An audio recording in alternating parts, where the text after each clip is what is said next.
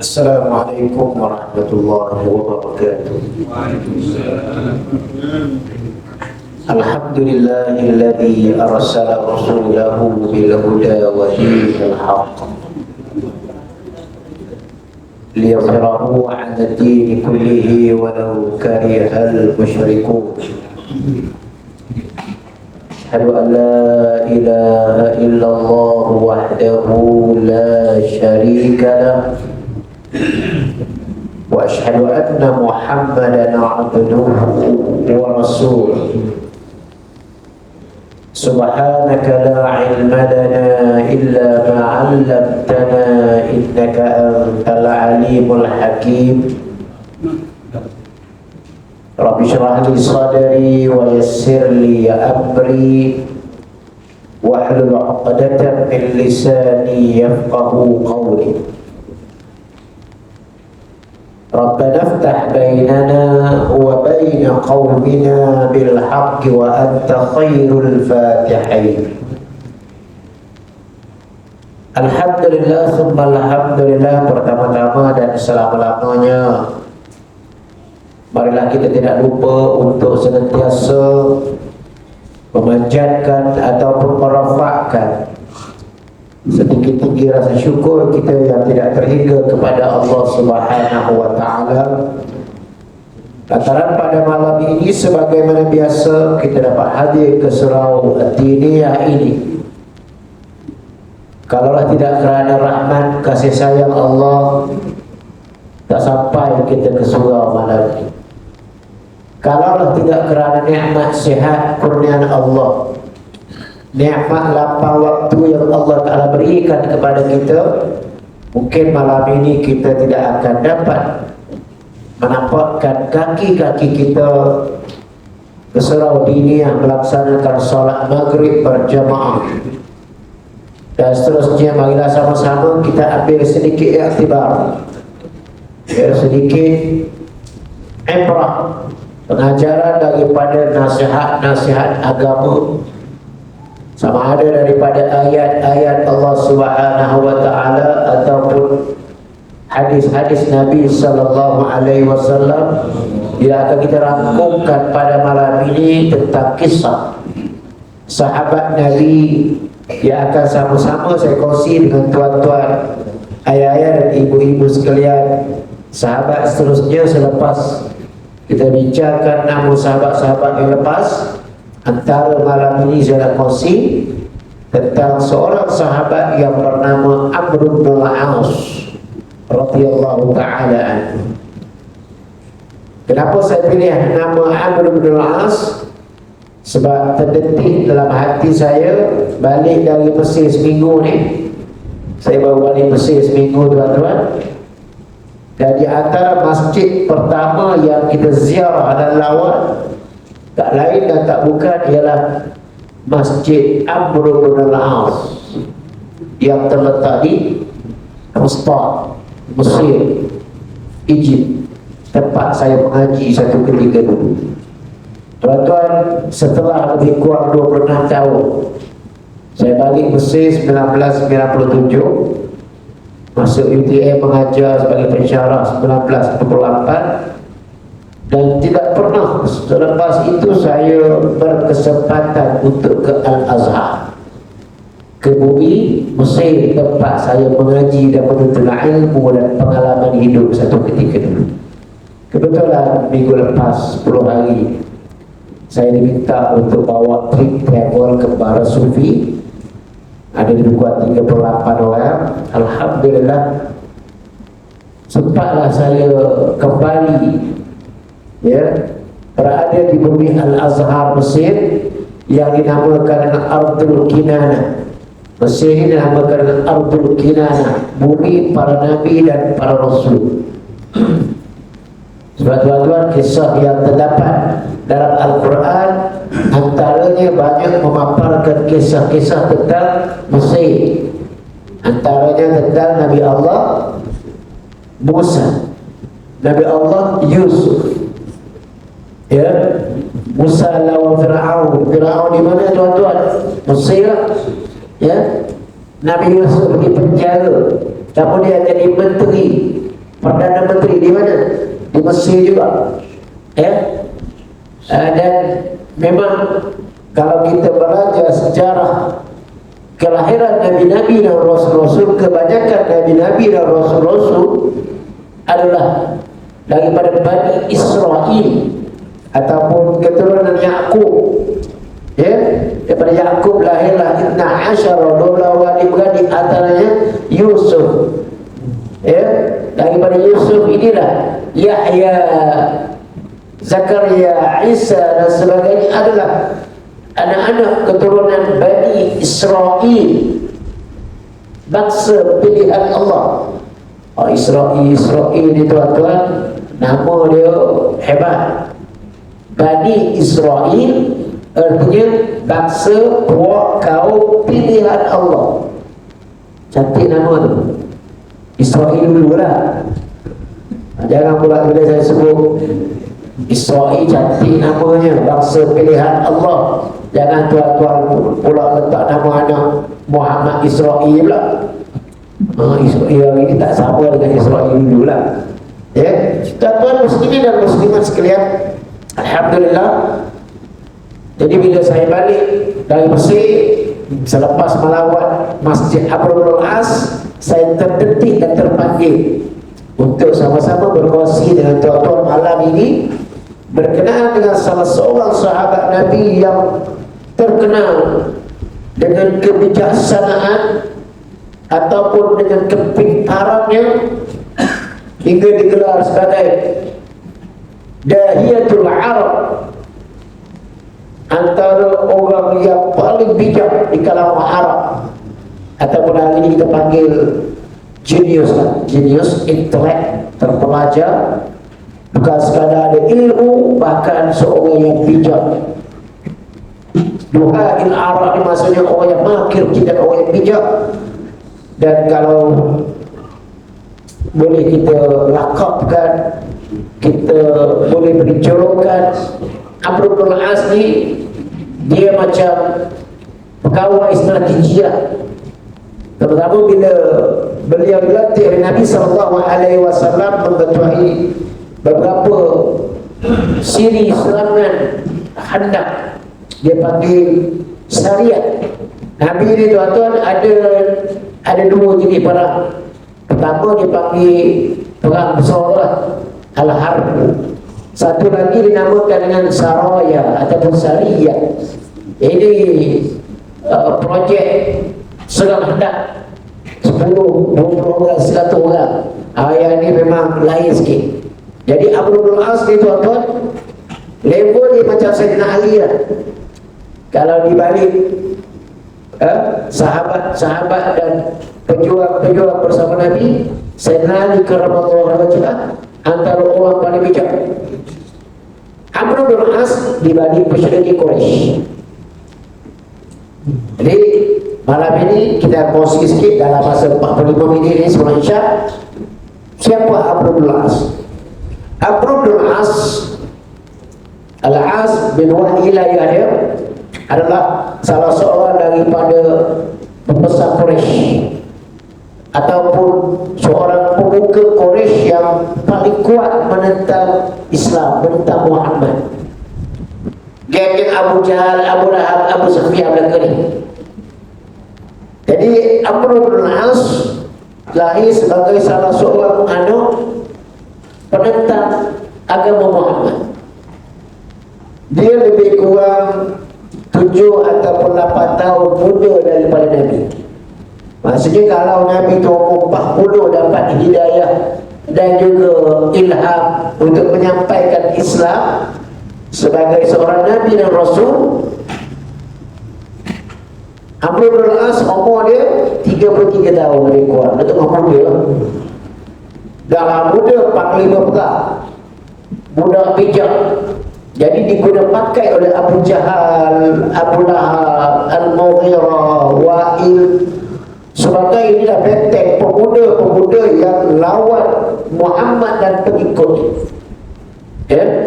Kalau di balik Islam ada Sayyidina Ali, ada Umar Al-Khattab, ada Abdullah bin Zubair Al-Awwal. Di balik musyrikin Quraisy pun ada juga. Jadi Amr bin As lahir sebagai pemuda yang terdidik dengan menentang ajaran Muhammad. Dan saya ingat kata para ahli ulama, dia nak rumuskan kehidupan Amr bin As ni ada 3 marhalah, ada 3 marahil, 3 bahagian, 3 persinggahan. Macam kita ni tuan-tuan, kita ni ada berapa persinggahan agak-agak dulu masa muda kan, nakal kita dulu, kemudian remaja kan, bekerja, berjaya, peringkat kedua, peringkat ketiga bekerja jadi manusia yang berguna. Sekarang ni masuk peringkat keempat. Peringkat apa? Peringkat pencet. Peringkat pencet atau peringkat orang panggil nak landing je budak-budak kata nak landing tadi. Atau bahasa kasarnya tunggu mati lah Ustaz kan? Bahasa kasarnya. Tapi maksudnya kalau kita ada 4 marhalah, Amr bin As, ulama-ulama sejarah dia kata Amr ni ada 3 bahagian kehidupan ni, 3 peringkat. Peringkat pertama, lahir seorang anak penentang Islam dan juga penentang Muhammad, bahkan menjadi orang nombor 1 benci kepada Muhammad. Orang nombor 1, nombor wahid, menentang Islam, menentang Muhammad, menentang pengikut Muhammad. Ialah dia di kalangan panglima perang. Sekali dengan Khalid Al-Walid ni, Khalid Al-Walid dulu sebelum Islam panglima perang juga. Ya? Jadi kenapa satu ketika ni Amr bin As, masa saat dia dah Islam nak mati, dia menangis esok-esok.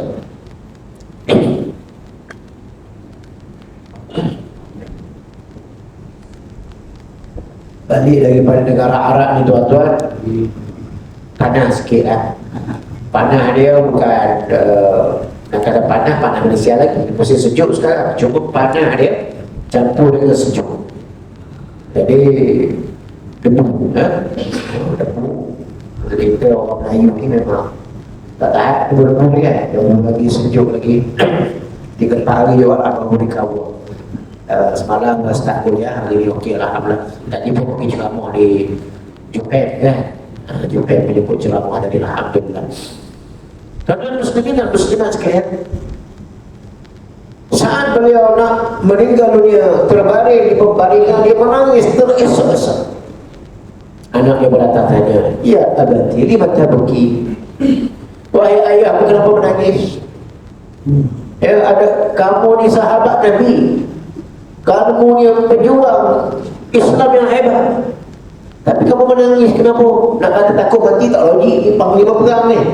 Dia kata, aku menangis kerana dulu aku ni orang nombor 1 benci kepada Nabi.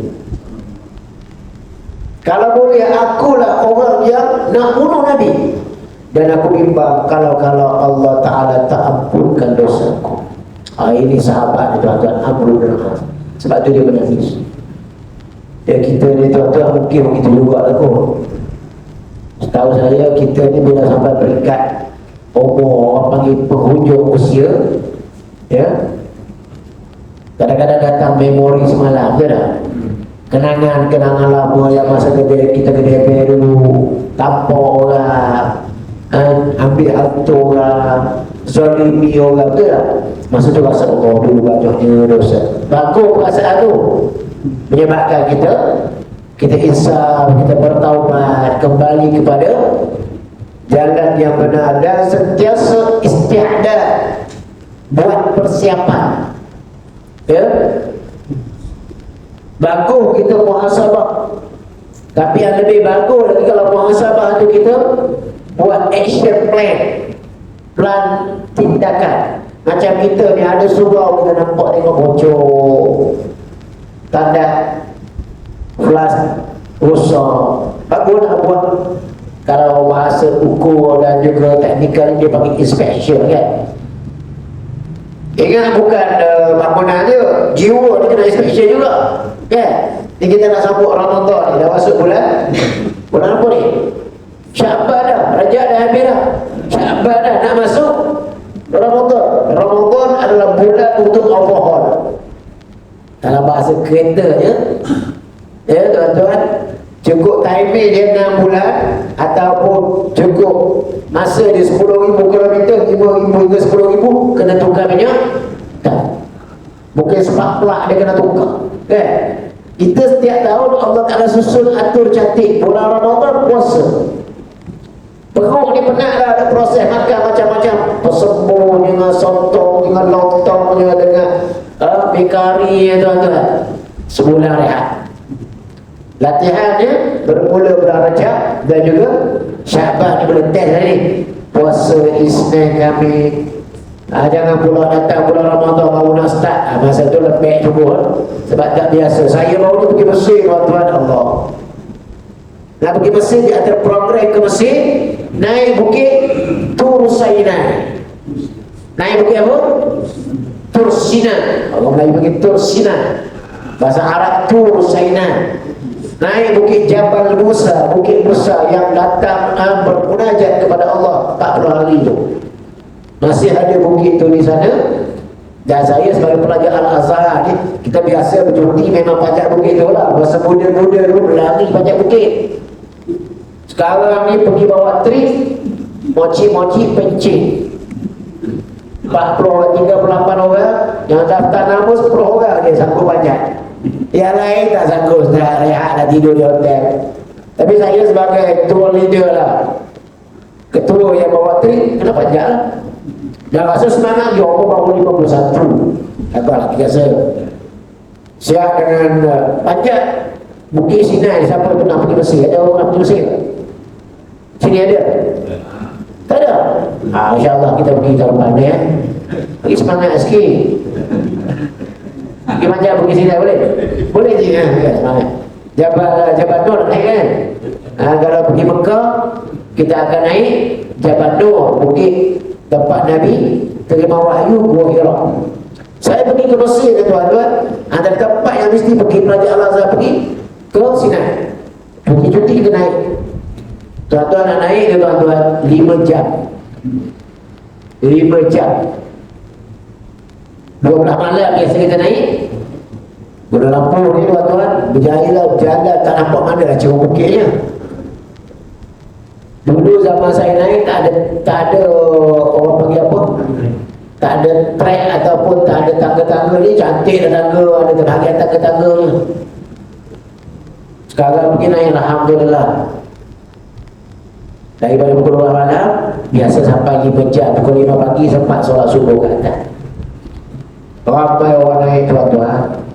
Bukan 10 orang, bukan 100 orang lah, saya rasa 1000 lah naik dia. Dek, dah kita naik, unta pun naik juga. Orang Arab tali unta kat belakang kita ni. Sebab dia tahu dah tak larat ni, lepas baru jalan naik unta. Dia ada khidmat unta pula. Kalau tak larat berjalan, boleh naik unta. Ya, bayar lebih kurang RM100 naik unta. 100 naik, 100 tunggu. Tapi kita semangat, tak ada seorang pun naik unta. Jalan, semangat. Pakai baju sejuk 3 lapis tu. Sejuk 1 lapis tak boleh, kena baju kulit ni. Sebab suhu di atas tu sampai naik apa? 3 hingga 5 Celsius. Salji pun turun. Atau mungkin nampak ada macam air salji nampak kan? Anjay, alhamdulillah sampai checkpoint ke-6 PH Minusya. Campur lagi checkpoint ke-7 PH lagi tuan-tuan, tapi nampak sampai ke 8, 9 satu pasangan surrender lah. Tahu ni Ustaz dah sebut cool kan, sejuk sangat. Saya pakai glove kulit. Glove kulit saya dirasa berair juga. Dan saya pakai 3 lapis baju sejuk, last sekali baju kulit. Itu pun rasa sejuk lagi. Kawan saya berdarah hidup. Tapi gagal lagi, alhamdulillah. Semuanya berjaya lah sampai ke puncak Tur Sinai. Alhamdulillah. Ya, Pak solat di Tur Sinai, alhamdulillah. Tapi nak sampai itu sempuk tu. 51 sempuk dah. Sebab apa? Tadilah kita ni tuan-tuan nak buat sesuatu kena ada training, latihan. Nak puasa Ramadan kena latihan. Kereta ni ialah style kereta lampu. Kecil-kecil saya kena ciri lampu tuan-tuan. Kena jaga punya hitam, betul tak? Kena buat orang panggil servis cukup teliti sikit. Sila-sila pula mampu tengah jalan. Tapi ni insyaAllah sihat lah. Kita jangan dia ni macam kuda juga. Dia ada sentimental dengan tuan dia. Jangan ada kawan saya ni dia kata nak jual kereta dia. Beragam. Kereta ni kalau sebut nak jual beragam. Betul kan? Katanya macam tu kan. Semua dia juga pergi kita rusak-rusak semua. Tidak kita saya nak okey kan. Dia okey lah. Alhamdulillah. Payah nak rusak. Kalau balik kampung saya suka dia lagi daripada kereta lain. Relax, steady je. Kereta wifi lagu. Kan? Kata muslimin dan muslimat boleh, saya nak kaitkan tadi dengan Amr bin As, seorang yang bernama sahabat mulia, nak mati pun tuan-tuan rasa diri yang tak diterima oleh Allah. Sebab dulu dia musuh Allah 20 tahun. Lawan Islam ni 20 tahun, lawan Islam. Lawan Muhammad. Perang lawan Muhammad. Kita jahat-jahat kita pun tak ada perang lawan Islam, betul tak? Tak ada lah terajar untuk guru. Tak ada sampai boykot majlis ilmu kita bagus. Tapi ini Masya Allah, marhalah pertama dia kata masa aku kafir dulu, jahiliah dulu, aku dah orang nombor 1 lawan Islam. Dan dia lah antara orang yang dihantar ke Habsyah. Ya tuan-tuan, masa Nabi hantar Ja'far dengan orang Islam yang menyelamatkan diri ke Habsyah, jumpa dengan Najasyi untuk dapatkan suaka politik perlindungan antara pemimpin Quraisy musyrikin yang dihantar untuk jumpa dengan Habsyah dengan Najasyi siapa? Amr bin As. Untuk kaunting balik, ini dia pada neraka ni, suruh balik pada kami. Siapa yang pergi? Dia cakap yang Amr bin As, sebab dia memang cerdik, memang orang yang kalau bercakap memang kalah berdebat berhujah. Tapi dia berhujah silap dengan sahabat Ja'far bin Abi Talib, sepupu Nabi pun hebat juga. Jadi benar Ja'far. Itu kisah lain lah dalam peristiwa ke Habsyah Eritrea. Ini beritahu Amr bin As di zaman jahiliyah adalah seorang sifatnya pemimpin, panglima perang yang menentang Nabi dan yang bertanggungjawab mengalahkan Nabi dalam peperangan, dalam peperangan umum khususnya. Macam Khalid Al-Walid juga kan, panglima perang di Uhud, di balik musyrikin Quraisy. Tuan-tuan muslimin dan muslimat sekalian, bila dia masuk Islam, Amr bin As masuk Islam lewat dia memang agak lewat. Sebab kalau kita bercakap tentang sahabat-sahabat yang masuk Islam, Abu Bakar adalah awal, Sayyidina Ali, Zaid bin Harithah, Rahman bin Auf, hatta Umar Al-Khattab pun lewat sikit, tidaklah sampai 45 tahun. Antara 50 terawal juga Abu Bakar, tapi tidak termasuk antara 10 terawal. 10 terawal yang tadi saya sebut, Abu Bakar, Osman, Sayyidina Ali, Zaid bin Harithah, Abdurrahman bin Auf, Sa'ad bin Abi Waqqas. Ini sahabat-sahabat 10 terawal. Umar Al-Khattab lewat. Umar pun buka Amru juga. Umar dengan Amru ni beza umur sikit je. Dalam 23 tahun tu. Umar dengan Amru ni bahkan diriwayatkan namanya pun sama. Nama Umar Al-Khattab, nama Amru ni dalam bahasa Arab sebenarnya Amru ni Umar juga sebenarnya. Cuma zaman dulu, kalau ikut ilmiah sikit lah, zaman dulu Umaru, Amru, Amir, Umar juga. Cuma dulu orang sejarah dia tak peduli sangat, dia menghafal. Orang kemudian dia baru tulis nama Umar. Ayat Quran tu sendiri ditulis dulu tak ada titik, tak ada baris. Zaman bila ada titik ada baris? Dulu Batasa tu tak ada titik tu. Orang kemudian Abu Aswad Du'ali pakar nahu selepas zaman tabi' baru letak titik tu. Zaman dulu apa dia nak tulis gitu je. Jadi dulu orang tulis Umar, Ain Mirah Umar. Kalau Amru nak jadi macam mana kalau tulis air Mirah sama pula macam Umar. Jadi orang tu tulis air Mirah, wow, tu jadi orang baca Amru. Padahal sama je Umar dengan Amru, nama dia lebih kuat.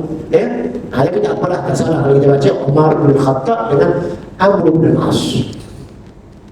Tuan-tuan, zaman Jahiliyah 25 tahun memang tak Islam, tiba-tiba ya, tuan-tuan, lebih kurang tahun 8 Hijrah, 6 dan 7 Hijrah berlaku perjanjian Hudaybiyah. Bayangkan dia masuk Islam tahun 8 Hijrah. Amr bin As masuk Islam tahun 8 Hijrah. Bukan orang yang awal masuk Islam yang awal-awal. Sama dengan Khalid Al-Walid. Dan seorang lagi sahabat Nabi yang bernama Osman bin Talha. 3 orang ni masuk Islam hari yang sama. Ya? Jadi keislaman dia dicatatkan dalam buku sejarah Islam. Cukup hebat keislaman dia. Dan sebelum dia nak masuk Islam, Amr bin As ni orang cerdik. Dia tengok kafir Quraisy ni tak boleh pergi jauh ni. Teruk ni. Sebab asyik kalah. Badar Kubra kalah. Masuk perang Uhud menang lah, tapi tak berapa tak berapa menang hebat sangat. Muhammad tak mati juga. Lawan sekali lagi dalam perang Ahzab, atau pukulan maut tu himpunkan dengan tentera-tentera bersekutunya. Macam inilah bersekutunya lawan Palestin, dikumpul dengan Amerika dengan Perancis dia, tapi tak kalah juga. Ada perang lagi hari ni, bukan 10 hari, bukan 20 hari, dah berapa sekali, 100 hari dah tuan-tuan. Dia lawan lagi tu, perang lagi. Tuan-tuan, Amr bin As tahu bila perjanjian Hudaybiyah dia tengok semacam nampak musyrikin Quraisy ni tak jadi. Kalau ikut grafnya merosot, sila-sila hari bulan, kalau masuk lawan dengan Muhammad sekali lagi, habis Quraisy kalah. Jadi dia sebagai orang cerdik, dia buat perancangan. Dia nak berpindah, ya, pindah kawasan, bukan pindah mati. Pindah kawasan. Dia pindah ke tempat yang lebih subur. Dia pun pergi ke Habsyah, jumpa Raja Najasyi. Dia kata aku nak duduk di Habsyah. Ya, pada masa itu Najasyi masih ada. Ya, Najasyi ini sebenarnya orang yang telah beriman tapi tidak diisytiharkan keislaman dia. Dia kata, kamu ni, Najasyi sebut pada dia, kamu ni min du'al Arab, kamu ni Amr bin As, kamu ni orang cerdik. Aku rasa pelik, kenapa kamu tak ikut Muhammad? Muhammad ni apa yang cerita adalah baik, orang baik. Dan memang tuan-tuan, selepas itu Amr bin As balik, dia dengar seorang pemimpin raja sebuah negara, dia balik terfikir, betul sungguh kata Najasyi, aku ni orang cerdik, dan apa yang dibawa oleh Muhammad, no objection, tidak ada keraguan pada aku. Memang dia bijak. Muhammad ni pun bijak. Muhammad terkenal dengan cucu Al-Amin. Muhammad terkenal bangsawan Quraisy. Tak pernah ada isu. Kalau kita hari ni, isu salah laku tak ada lah. Dia fikir balik, kalau macam tu elok aku ikut Muhammad. Fikir punya fikir. Tahun 8 Hijrah, bulan Safar tahun 8 Hijrah, dia dekat untuk menyatakan keislaman dia.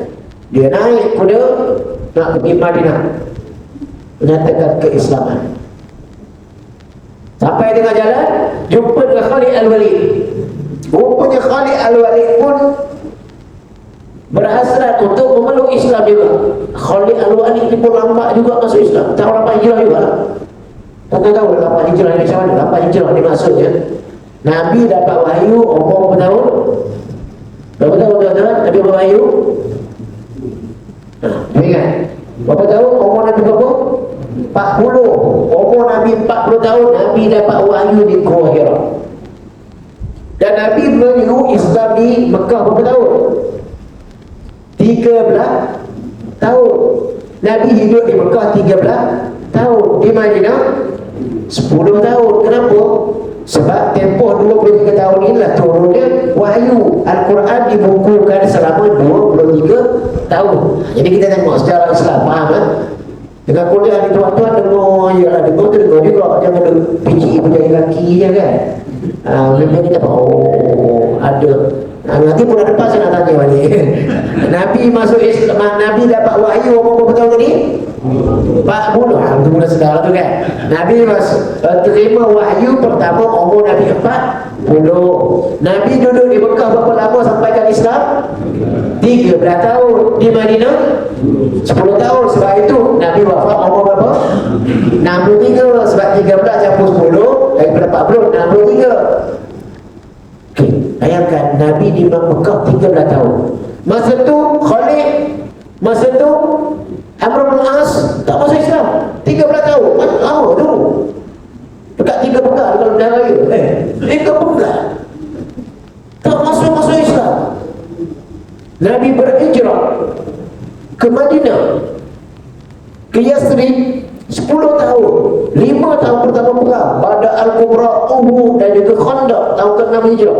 Tak masuk Islam di Khalid ni dengan Amr jadi panglima perang kafir Quraisy.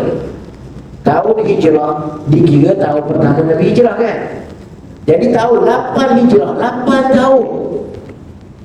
Nabi mati bila? Tahun 10 Hijrah. 2 tahun lagi Nabi nak wafat, barulah Khalid bin Amr dan seorang lagi Talha, Osman bin Talha datang jumpa Nabi nak masuk Islam. Masih lewat lah tu. Nak kata lewat sangat, ialah beradab memang agak lewat. Tapi memang lewat. Nah, Nabi nak mati 2 tahun lagi. Ya, baru masuk Islam. Sedangkan dia panglima perang, dia seorang pemimpin hebat, dia seorang pemikir intelektual. Tak apalah, itulah sejarah yang telah berlaku. Dari marhalah yang kedua nak masuk ni, bahagian kedua. Kalau bahagian pertama menentang Islam, bila dia pergi bertemu Nabi, Amr bin As ni dia Cikedi, dia orang Cikedi. Dia yang pertama bai'ah menyatakan keislaman depan Nabi ialah Khalid dulu. Ada riwayat kata Osman dulu, kemudian Khalid Al-Walid. Dia kan 3 orang kan. Kemudian dia, dan dia minta umsur, dia kata ya Muhammad, ya Rasulullah, ya Muhammad, hulur tangan aku nak bayar. Nabi pun hulur. Nabi hulur dia tanya lagi. Sekejap dia kata, aku nak masuk Islam tapi dengan syarat. Dia orang cerdik kan. Anak masuk Islam tapi ada syarat. Syarat apa? Nabi kata. Maka dia kata, aku akan masuk Islam dengan syarat semua kesalahan aku dulu diampunkan oleh Allah Subhanahu wa taala. Dia nak jaminan daripada Nabi. Orang lain masuk Islam itu je, dia nak jaminan. Maka Nabi beri jaminan dan Nabi sebut, ya Amr bin As, kamu tak tahu Islam ni dia yahdumu ma qabla. Bila Islam saja, apa-apa yang kita buat masa jahiliyah, masa tak Islam terhapus, segala dosa dia hapuskan oleh Allah. Ala ta'lam, Nabi sambung lagi, kamu tak tahu ke sesungguhnya hijrah menghapuskan apa yang sebelumnya. Kalau kamu berhijrah daripada Mekah ke Madinah, ataupun hari ini tak hijrah dari Mekah ke Madinah, hari kita berhijrah daripada kezaliman, dulu kita jahat, dulu kita tak sembahyang, dulu kita buat macam-macam, tapi kita hijrah nak buat yang baik, maka terhapus dari dosa. Dan Nabi kata, ala ta'lam, dan kamu tahu dah sesungguhnya haji, kalau kamu buat haji, maka kamu akan dihapuskan segala dosa-dosa yang sebelumnya. Itu kelebihan. 3 kelebihan. Yang pertama apa tadi? Islamnya menghapuskan dosa. Yang kedua hijrah menghapuskan dosa. Dan yang ketiga haji juga menghapuskan dosa. Dan sejak daripada itulah, kata Amr bin As, dulu aku orang yang paling membenci Muhammad. Bila aku dah Islam, aku menjadi orang yang paling kasih. Tidak ada manusia atas muka bumi ini yang paling aku sayang, yang paling aku cinta, yaitu Nabi Muhammad sallallahu alaihi wasallam. Allah tuan-tuan, kita kalau baca sejarah Islam, sahabat-sahabat Nabi radhiyallahu alaihim ajma'in, sayang pun Nabi tak menggambarkan. Umar Al-Khattab dulunya orang nombor satu juga menentang Nabi. Kan Umar, kan kita Umar Al-Khattab dulu dalam kisah Umar Al-Khattab masuk Islam hebat. Satu hari Umar dapat berita Muhammad hina berhala dan datuk nenek moyang dia. Marah dia. Umar masa jahiliah dia panggil perang. Maka Umar cabut pedang. Masa kita hari ni kalau nak pergi perang, cabut pedang memang nak tempat tengok orang. Tanya mana Muhammad? Aku nak bunuh dia. Mana? Beritahu aku, di mana Muhammad? Orang lain tak berani nak jaga. Orang lain tak berani nak jawab. Terdengar suara, Umar, terdengar suara orang kata apa? Umar, kalau kamu nak bunuh Muhammad, patut kamu bunuh dulu Fatimah, adik kamu. Kenapa? Fatimah adik kamu telah beriman kepada Muhammad, patutnya kamu bunuh dulu adik kamu. Umar dengar bawa cat pergi rumah adik dia. Dekat sampai dia dengar bacaan Al-Quran. Confirm mana masuk Islam ni? Bacaan Al-Quran dalam rumah dia. Khabar Al-Araswani dan Fatimah anak adik dia, adik perempuan dia. Yang paling dia sayang adik perempuan dia ni. Tapi oleh kerana kebencian dia, petendang pintu. Cakap tak banyak, panas banget, berjamah pukul adik dia. Tapi bila melihat Allah, adik Allah, minta maaf, apa benda kamu ni? Apa yang kamu baca yang kau tengok? Maka dia pun ambil, rampas Quran dia, gambaran Al-Quran, dia pun baca. Surah apa dia baca? Ma anzalna alaikal Quran litashqa. Satu itu menyebabkan hati Umar Al-Khattab yang keras menjadi lembut dan cenderung untuk memeluk Islam. Inilah kelebihan Al-Quran ini. Quran ini dia nur, dia cahaya. Quran ini dawa, ubat segala penyakit. Ya? Antara penyakit tuan-tuan, penyakit hati keras macam mana pun dirawat dengan Al-Quran. Sebab itu ustaz kita ni, kalau ada orang datang, ustaz, anak saya nakal, tak nak bangun semayang subuh, anak saya nakal, tak dengar kata malam gaji, kita pun ambil air mineral, kita baca antaranya selain ayat kursi, kita baca surah Toha 1 hingga 5. Ya, boleh buat sendiri lah tuan-tuan. Ataupun kadang ustaz beritahu malamnya, satu buku dia baca ayat Toha. Ataupun kalau bukan anak dia, bapak degil pun boleh juga baca. Bapak ni degil, ayat haji ni degil sama haji dia 2 kali, tapi semuanya suruh lihat. Macam mana buat? Baca juga, boleh cara bacanya. Ada kaifiat dia ialah, ulama menyebut cara bacanya ialah baca ayat 1 hingga 5 dari tuan-tuan, hembuskan. Masa dia tarik nafas, kita hembuskan supaya masuk. Tapi malam ni jangan buat, takut dia membuat juga kan. Dia buat, suami membuat, isteri membuat. Bukan anak nakal dia, bapak nakal pun boleh buat juga kan. Asyik nak mancing ni ustaz kan, semayang tak pergi kan, berjemaah tak kan. Tuan-tuan, itu sikitlah setengah. Jadi begitu Umar Al-Khattab masuk Islam, ya, Abu Al-As pun masuk Islam, menjadi orang yang paling kasih. Umar bila masuk Islam, dia menjadi orang paling kasih pada Muhammad. Jadi pembenteng. Umar ni dinamakan sebagai Al-Faruq, berbeza antara hak dan batil. Tuan-tuan tahu tak macam mana nama Umar Al-Faruq ni diberi? Kalau Abu Bakar As-Siddiq diberi gelar As-Siddiq macam mana? Sebab kisah Isra Mi'raj kan, maknanya Abu Bakar percaya, jangan Abu Jahal saja nak beritahu, Abu Bakar, kamu tahu tak semalam katanya Muhammad naik ke langit pergi Baitul Maqdis jumpa Tuhan dia. Abu Bakar kata apa? Betul ke Muhammad kata? Betul Muhammad kata. Kalau Muhammad kata, aku percaya, lebih daripada itu pun aku percaya. Sebab itu dinamakan Abu Bakar As-Siddiq, yang benar lagi membenarkan. Umar pula dinamakan Al-Faruq, membezakan antara hak dan batil. Macam mana Umar dapat nama Al-Faruq ni? Apabila Umar Khattab masuk Islam, Dia bertanya kepada Nabi Muhammad sallallahu alaihi wasallam, "Ya Rasulullah, anahnu ala haqq." Kita ni benar. Kita ni berada dalam kebenaran atau tidak? Nabi kata, "Benar." Maka kita di dalam kebenaran. Kita benar. Maksudnya boleh salah. Allah kata kalau macam tu masalah kalau kita benar, takut apa? Jom ajak Nabi sahabat kita sembahyang depan Kaabah.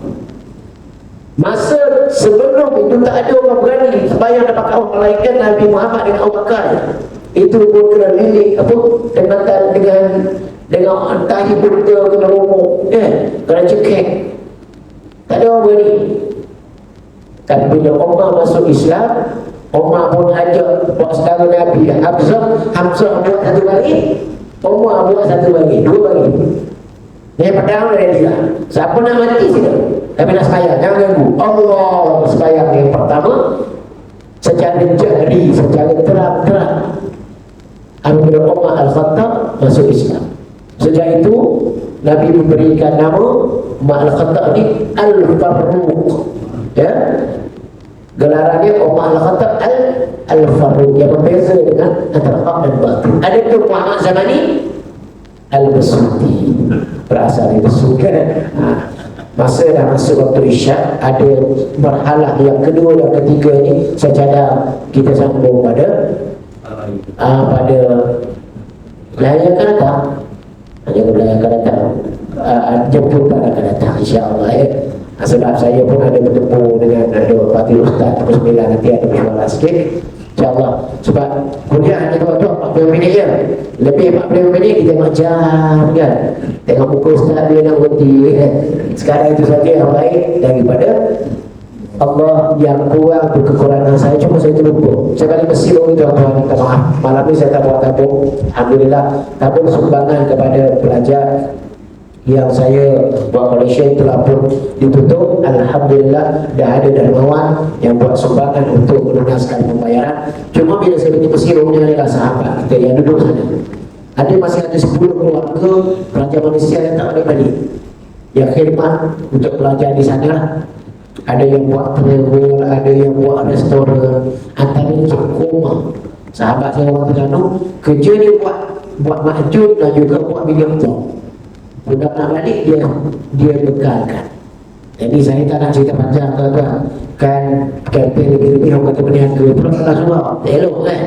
Jadi saya nak maklumkan, saya dah bawa atas 10 botol tuan-tuan. Kelebihan dia tak cerita lah, semua orang letak dia tu menatap bewak pasir tu. Bewak pasir ni bagus. Dia harus boleh digunakan, makan boleh, wasuk boleh. Saya tuan-tuan tu harap tak boleh balik Malaysia kan. Jadi kita balik minyak je lah. Adalah bawa Malaysia balik sikit. Jadi ada sedikit. Dia duduk di kursi ni tuan-tuan, dia galakkan lah.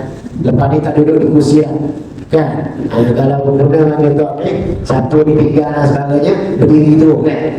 InsyaAllah cerita lebih-lebih kita cerita di tepi dan depan ni.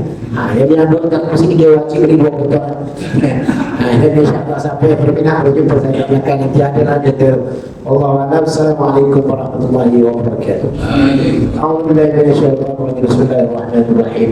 Alhamdulillahi rabbil alamin, wassalatu wassalamu ala asyrafil anbiya'i wal mursalin wa ala alihi wa sahbihi ajma'in. Allahumma iftah 'alaina hikmataka wa ansur 'alaina bil khaza'ini rahmatika ya arhamar rahimin. Allahumma arina al-haqqa haqqan warzuqna ittiba'ah wa arina al-batila batilan warzuqna ijtinabah. Rabbana atina fid dunya hasanah wa fil akhirati hasanah wa qina adzabannar. Wa sallallahu ala sayyidina Muhammadin wa ala alihi wa sahbihi wasallam. Walhamdulillahi rabbil alamin. Taqabbalallahu. يا حبيبي يا شافعي يا رسول الله